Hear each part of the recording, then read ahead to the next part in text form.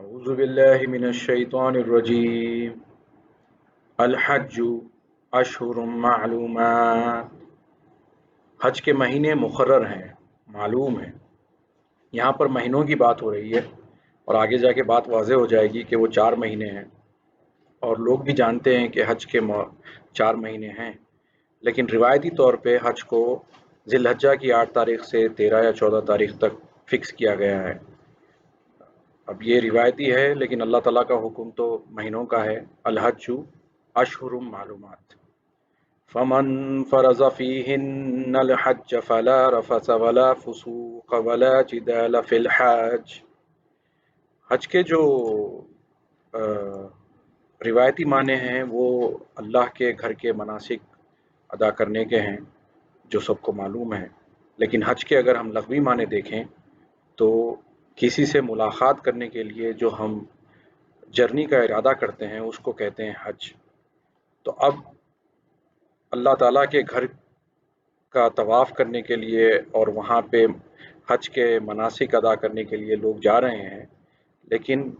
یہ بات عقل سے بعید ہوگی کہ آپ کسی کے گھر کو صرف گھر سے ملنے کے لیے جاتے ہوں۔ تو لازمی طور پہ جب ہم کسی کے گھر کو جاتے ہیں تو گھر والے سے ملنے جاتے ہیں۔ تو عمومی طور پہ بات سمجھ میں آتی ہے کہ اگر بیت اللہ کو جا رہے ہیں تو گویا کہ ہم اللہ سے ملاقات کرنے کی نیت سے جا رہے ہیں، اور یہی ہمارا مذہب ہے مہدویہ قوم کا۔ اور اللہ تعالیٰ نے، جبکہ اللہ تعالیٰ زمین و آسمان کا مالک ہے، ہر وہ چیز کا مالک ہے جو ہم تصور کر سکتے ہیں، اس میں اس فانی دنیا میں کسی ایک مقام کو اس نے اپنا گھر منسوب اپنے نام سے منسوب کیا ہے، یعنی بیت اللہ کہا ہے۔ تو یہ اس بات کی گویا دلیل ہے کہ اسی دنیا میں اس ذات سے ملاقات بھی ہو سکتی ہے، اس گھر والے سے ملاقات بھی ہو سکتی ہے، اور یہی ہمارے قوم مہدویہ کا مذہب ہے کہ ہم جو ہے طلب دیدار خدا یعنی اللہ کی ملاقات کی آرزو میں اپنی زندگی نکالتے ہیں۔ تو فمن فرض فیہن الحج فلا رفث ولا فسوق ولا جدال فی الحج، بس جس نے ان مہینوں میں حج لازم کر لیا تو وہ نہ بے پردہ ہو، یعنی کوئی فاحشہ حرکت نہ کرے، اگرچہ کہ خود اپنی بیوی ساتھ رہتی ہو یا ہے، تب بھی وہ اس چیز سے دور رہے اور بے حیائی کے باتوں سے دور رہے، ولا فسوق، اور فسوق سے دور رہے یعنی نافرمانی سے اور بد کلامی سے، ولا جدال فی الحج، جدال جو ہے آپس میں جھگڑے کو کہتے ہیں، لڑائی جھگڑے کی بات کو کہتے ہیں۔ تو اس سے بھی ہم جب اللہ سے ملاقات کا جو ہے ارادہ رکھتے ہیں اور اللہ سے ملاقات کی کوشش میں ہیں تو یہ لازمی ہے کہ یہ ہمارے اندر چھوٹی چھوٹی باتوں کو بھی ہم جو ہے نا اپنے اندر سے نکالیں۔ وَمَا تَفْعَلُوا مِنْ خَيْرٍ يَعْلَمْهُ اللَّهُ، اور تم جو نیکی کرو گے اللہ اسے جانتا ہے، اور تم وَتَزَوَّدُوا فَإِنَّ خَيْرَ الزَّادِ التَّقْوَىٰ وَاتَّقُونِ يَا أُولِي الْأَلْبَابِ، اور تم زاد راہ لے لیا کرو، یعنی جب آپ اللہ کے حج کا یعنی روایتی طور پہ کعبے کو جانے کی ہجرت کرتے ہیں، مطلب ٹریولنگ کرتے ہیں، تو راستے کا سفر کا سامان لے لیں، یہ تو روایتی بات ہے۔ لیکن اللہ تعالیٰ کی ملاقات کے لیے جب آپ نے ارادہ کر لیا ہے تو آپ زاد راہ لے لیں۔ اب وہ زاد راہ کیا ہے اللہ تعالیٰ خود فرما رہے ہیں، بس بے شک بہتر زاد راہ تقویٰ ہے۔ وَاتَّقُونِ يَا أُولِي الْأَلْبَابِ، اور اے عقل والو مجھ سے ڈرتے رہو۔ لَيْسَ عَلَيْكُمْ جُنَاحٌ أَن تَبْتَغُوا فَضْلًا مِّن رَّبِّكُمْ، تم پر کوئی گناہ نہیں اگر تم اپنے رب کا فضل تلاش کرو۔ فضل کے لغوی معنی یعنی یہ فاضلہ سے ہے، اور اس کے لغوی معنی جو ہے فضل ہر اس چیز کو بولا جاتا ہے جو اچھائی میں کثرت ہو، اسی سے جب بری چیز میں کثرت ہوتی ہے تو اس کو فضول کہتے ہیں۔ تو یہاں پر تم پر کوئی گناہ نہیں اگر تم اپنے رب کا فضل تلاش کرو، تو اکثر لوگ اس کا ترجمہ تجارت وغیرہ کی طرف کرتے ہیں، لیکن ہمارا مذہب اس میں تجارت نہیں ہو سکتا، کیونکہ یہاں پر اللہ تعالیٰ نے تقوی کی بات کی، پھر اس نے کہا کہ تم پر کوئی گناہ نہیں اگر تم اپنے رب کا فضل تلاش کرو۔ جب بندہ اللہ کے دیدار کی طرف نکلا ہوا ہے تو وہ اس میں زیادہ سے زیادہ عشق اور زیادہ سے زیادہ محبت کی اگر جستجو کر رہا ہے تو اس پر اللہ تعالیٰ کہہ رہا ہے کہ کوئی گناہ نہیں ہے، کوئی لمیٹیشنز نہیں ہے۔ فَإِذَا فَزْتُم مِّنْ عَرَفَاتٍ فَاذْكُرُوا اللَّهَ عِندَ الْمَشْعَرِ الْحَرَامِ، پھر جب تم عرفات سے لوٹو تو اللہ کو یاد کرو مشعر حرام کے نزدیک۔ اس کو مزدلفہ لیتے ہیں مشعر حرام کو روایتی طور پہ، عرفات کو میدان عرفات لیتے ہیں جہاں پر آدم علیہ السلام اور بی بی حوا کی ملاقات ہوئی تھی، یعنی عرفات عرفہ سے ہے جو تعارف ایک دوسرے کی پہچان وغیرہ ہوئی۔ لیکن اگر آپ غور کریں تو اللہ تعالیٰ سے ملاقات کرنے نکلے، اللہ تعالیٰ کی جستجو میں ہیں، اور اللہ تعالیٰ پھر جب تم عرفات سے لوٹو یعنی اس مقام سے لوٹو جہاں پر تم نے تدبر کر کے اللہ کا عرفان حاصل کر لیا، اللہ کے بارے میں معلومات حاصل کر لی، اللہ کے بارے میں تدبر کیا، تو پھر جب تم عرفات سے لوٹو یعنی ایسے مقام سے لوٹو تو اللہ کو یاد کرو مشاعر حرام کے نزدیک، یعنی اللہ کی نشانیوں کے محترم نشانیوں کے نزدیک جو ہے اللہ کو یاد کرو۔ وَاذْكُرُوهُ كَمَا هَدَاكُمْ، اور اللہ کو یاد کرو جیسے اس نے تمہیں ہدایت دی، جیسے اس نے تمہیں سکھایا۔ وَإِن كُنتُم مِّن قَبْلِهِ لَمِنَ الضَّالِّينَ، اب چونکہ عرفان ہوا تب جا کے ضالین سے باہر نکلے، ورنہ پہلے ہم گمراہوں میں سے تھے، اور اگر اس سے پہلے تم گمراہوں میں سے تھے۔ ثم افیضوا من حیث افاض الناس واستغفروا اللہ، پھر تم لوٹو جہاں سے لوگ لوٹیں اور اللہ سے مغفرت چاہو۔ ان اللہ غفور رحیم، بے شک اللہ بخشنے والا رحم کرنے والا ہے۔ فَإِذَا قَضَيْتُم مَّنَاسِكَكُمْ فَاذْكُرُوا اللَّهَ كَذِكْرِكُمْ آبَاءَكُمْ أَوْ أَشَدَّ ذِكْرًا، بس تم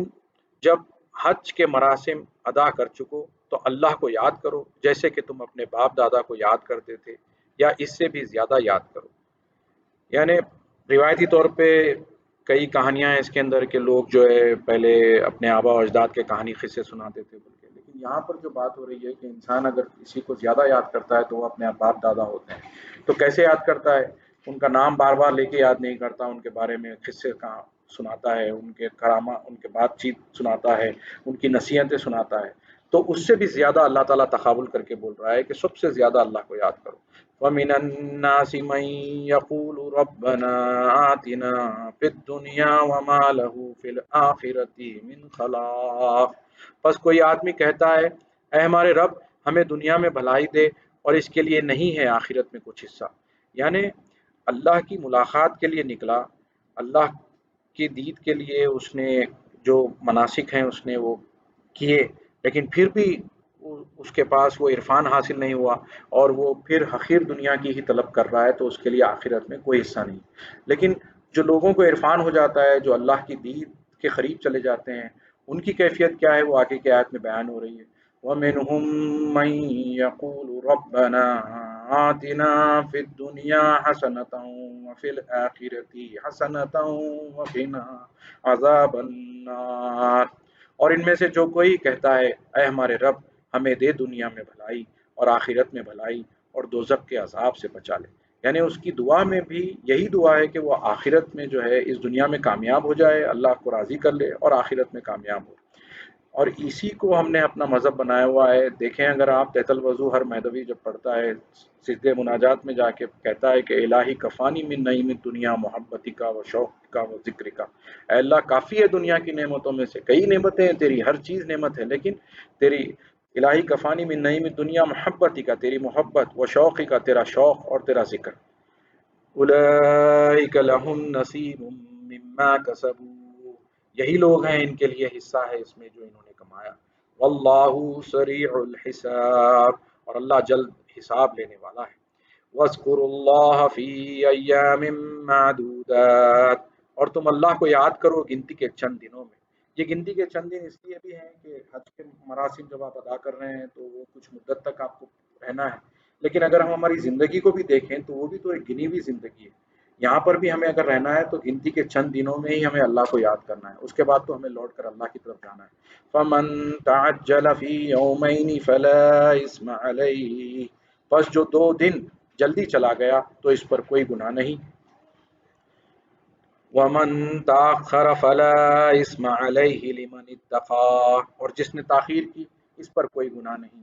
جو ڈرتا رہا۔ اگر ایک اگر ہم دیکھیں ریئل زندگی میں، اگر کوئی جلدی مر جائے یا زیادہ مر جائے، زیادہ دیر تک اس کو زندگی ملے، بشرطے کہ اس انسان کے پاس اگر تقویٰ ہے، اللہ کا ڈر ہے، تو اس کی زندگی کامیاب ہے۔ وَاتَّقُوا اللَّهَ وَاعْلَمُوا أَنَّكُمْ إِلَيْهِ تُحْشَرُونَ، اور تم اللہ سے ڈرو اور جان لو کہ تم اس کی طرف جمع کیے جاؤ گے۔ وہی بات ہے کہ اللہ کی طرف جمع ہونا ہے۔ وَمِنَ النَّاسِ مَن يُعْجِبُكَ قَوْلُهُ فِي الْحَيَاةِ الدُّنْيَا وَيُشْهِدُ اللَّهَ عَلَى مَا فِي قَلْبِهِ وَهُوَ علد القسام، کہ اس اور لوگوں میں کوئی ایسا بھی ہے کہ اس کی بات تمہیں بھلی معلوم ہوتی ہے۔ اب ہم جب حج کے ارادے سے نکلے ہیں یا اللہ کی دید میں نکلے ہیں تو بہت سارے لوگ ہمیں ملیں گے جو اپنے آپ کو مومن کہتے ہوں گے بظاہر، لیکن ان کی مثال اللہ تعالیٰ دے کے کہہ رہا ہے کہ چند لوگوں میں ایسا بھی ہے کہ اس کی بات تمہیں بھلی معلوم ہوتی ہے دنیا کی زندگی کے امور میں، یعنی دنیاوی کام کاج، دنیاوی فائدے میں اس کی بھلی بات معلوم ہوتی ہے، اور وہ اللہ کو گواہ بناتا ہے اپنے دل کی بات پر، یعنی اپنے خواہش کی بات کرنے کے لیے وہ اللہ کو گواہ بناتا ہے، اللہ کے نام سے بات کرتا ہے، حالانکہ وہ سخت جھگڑالو ہے۔ اب دیکھیں اس کا جھگڑا کیسا ہے، وہ آگے کی آیت میں بیان ہو رہا ہے۔ وَإِذَا تَوَلَّى سَعَىٰ فِي الْأَرْضِ لِيُفْسِدَ فِيهَا وَيُهْلِكَ الْحَرْثَ وَالنَّسْلَ، اور جب وہ لوٹے تو زمین میں دوڑتا پھرے تاکہ اس میں فساد کرے اور تباہ کرے کھیتی اور نسل۔ واللہ لا يحب الفساد، اور اللہ فساد کو ناپسند کرتا ہے۔ وَإِذَا قِيلَ لَهُ اتَّقِ اللَّهَ أَخَذَتْهُ الْعِزَّةُ بِالْإِثْمِ فَحَسْبُهُ جَهَنَّمُ وَلَبِئْسَ الْمِہَادُ، اور جب اس کو کہا جائے کہ اللہ سے ڈر تو اس کو غرور گناہ پر آمادہ کرے تو اس کے لیے جہنم کافی ہے، اور البتہ وہ برا ٹھکانہ ہے۔ وَمِنَ النَّاسِ مَن يَشْرِي نَفْسَهُ ابْتِغَاءَ مَرْضَاتِ اللَّهِ، اور لوگوں میں اب یہ دوسرے آدمی کی مثال بیان ہو رہی ہے، یعنی جس نے حج کا ارادہ کیا، حج کو گیا، اللہ کی دید کی راستے میں ہے، اور لوگوں میں ایک ایسا بھی ہے جو اپنی جان بیچ ڈالتا ہے اللہ کی رضا حاصل کرنے کے لیے، یعنی بندگی کا مکمل ایک نمونہ۔ واللہ رؤوف بالعباد، اور اللہ بندوں پر مہربان ہے۔ یا ایھا الذین آمنوا ادخلوا فی السلم کافہ، اے ایمان والو تم اسلام میں پورے پورے داخل ہو جاؤ۔ ولا تتبعوا خطوات الشیطان، اور شیطان کے قدموں کی پیروی نہ کرو۔ انہ لکم عدو مبین، بے شک وہ تمہارا کھلا دشمن ہے۔ ہم یہ نہیں کر سکتے کہ دل میں آئی سو بات ہم نے مان لیا اور جو ہم کو سمجھ میں نہیں آیا وہ چھوڑ دیا، ہمیں اسلام میں مکمل طور پہ داخل ہونا ہے۔ وَإِن زَلَلْتُم مِّن بَعْدِ مَا جَاءَتْكُمُ الْبَيِّنَاتُ فَاعْلَمُوا أَنَّ اللَّهَ عَزِيزٌ حَكِيمٌ، پھر اگر تم اس کے بعد ڈگمگا گئے جبکہ تمہارے پاس واضح احکام آ گئے تو جان لو کہ اللہ غالب حکمت والا ہے۔ اب یہاں پر غور کرنے کی بات ہے کہ اللہ تعالیٰ بینات کی بات کر رہا ہے۔ اب دیکھیں حضور صلی اللہ علیہ وسلم آئے، قرآن کو محفوظ کیا،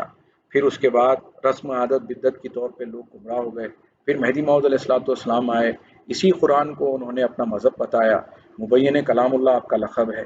تو جب ہمارے پاس یہ قرآن واضح طور پر آ چکا، اب ہمارے اگر قدم ڈگمگا گئے تو جان لو کہ اللہ غالب حکمت والا ہے۔ هل ينظرون الا ان يأتيهم الله في ظلل من الغمام والملائكة وقضي الامر وإلى الله ترجع الامور۔ غور کرنے کی بات ہے کہ ہم سورہ فاتحہ ہر نماز میں پڑھتے ہیں اور اللہ کے غضب سے بچنے کی بات کرتے ہیں۔ اب اس آیت پہ غور کریں، کیا وہ صرف یہ انتظار کرتے ہیں کہ اللہ ان کے پاس آئے صاحبوں میں بادل کے اور فرشتے اور قصہ طے ہو جائے اور تمام کام اللہ کی طرف لوٹیں گے؟ یعنی اللہ کو غضب میں نہیں لانا ہے ہمیں۔ جب ہمارے پاس واضح آیات آ گئیں، ہمارے پاس قرآن آ گیا، اللہ کا کلام آ گیا، ہم نے وعدہ کر لیا کہ ہم اللہ کی بندگی کریں گے، اور اللہ تعالیٰ کا حکم ہے کہ یا ایھا الذین آمنوا ادخلوا فی السلم کافہ، یعنی پورے کے پورے داخل ہو جاؤ، پوری کی پوری بندگی کے ساتھ اپنے آپ کو گویا کہ ہم بیچ رہے ہیں اور اللہ کے حوالے ہو رہے ہیں۔ اسی بندگی کے ساتھ ہمیں اپنی زندگی گزارنا ہے۔ صدق اللہ العلی العظیم۔